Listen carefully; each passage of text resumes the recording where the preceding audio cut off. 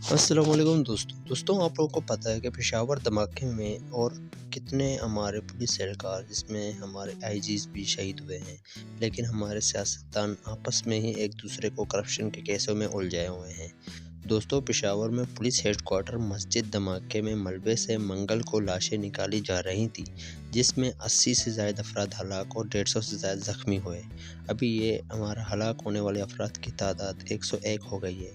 یہ حملہ صوبائی دارالحکومت پشاور میں پیر کو دوپہر کی نماز کے بعد دوران ہوا۔ دوستوں، جیسے آپ لوگوں کو پتہ ہے کہ یہاں افغان سرحد کے قریب ان علاقوں میں جہاں عسکریت پسندی مسلسل بڑھ رہی ہے، راتوں رات کم از کم 9 لاشیں نکالی گئیں جب ریسکیوز نے مسجد کی اڑی ہوئی دیوار اور گرنے والی چھت کے ملبے کو زندہ بچ جانے والے کے لیے نکالا۔ ایک 23 سالہ پولیس کانسٹیبل وجاہت علی نے منگل کو ہسپتال سے AFP کو بتایا، میں 7 گھنٹے تک ملبے کے نیچے پھنسا رہا، جس کی لاش میرے اوپر تھی، میں نے بچنے کی تمام امیدیں کھو دی تھی۔